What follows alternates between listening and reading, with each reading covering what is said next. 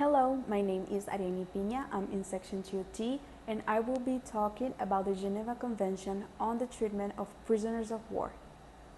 The Geneva Convention was a series of international diplomatic meetings that produced a number of agreements, in particular the humanitarian law of armed conflicts, a group of international laws for the human treatment of wounded or captured military personnel, medical personnel, and non-military civilians during war.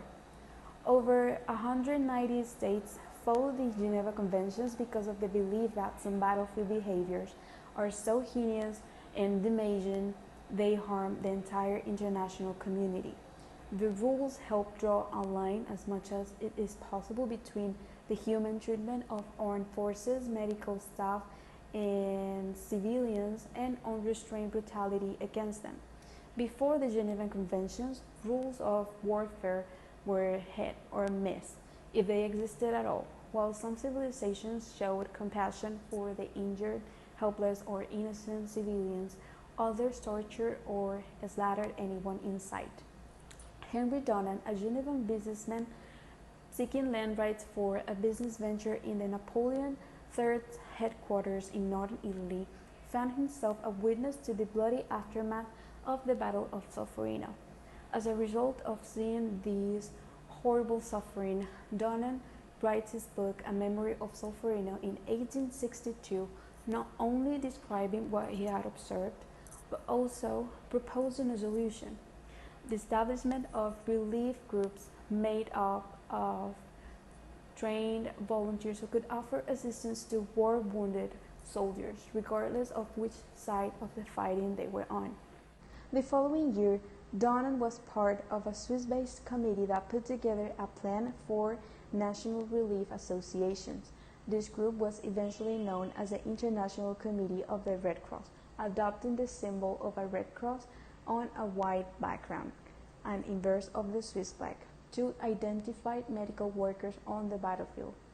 In October 1863, the First Geneva Convention had place, a meeting and its resultant treaty signed by 12 nations to discuss the terms of a wartime humanitarian agreement.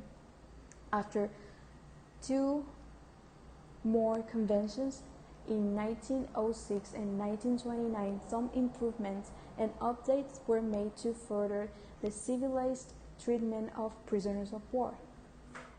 Male and female prisoners received expanded protections in the Convention of 1949, such as it says in the Article 3, they must not be tortured or mistreated. Instead, they must be treated with compassion and live in human conditions.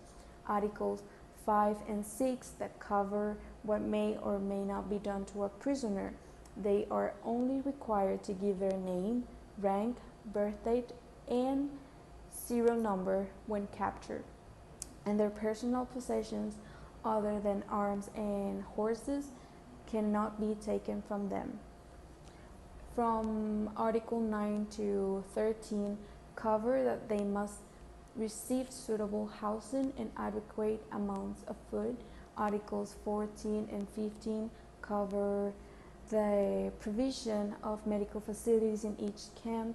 Articles 16 and 17 cover the provision of religious needs, intellectual diversions, and sport facilities. Articles 27 to 34 cover labor by prisoners of war. Work must fit the rank and health of the prisoners. And finally, Article 75 that covers the release at the end of hostilities. Repatriation of prisoners shall be effected with the least possible delay after the conclusion of peace or armistice.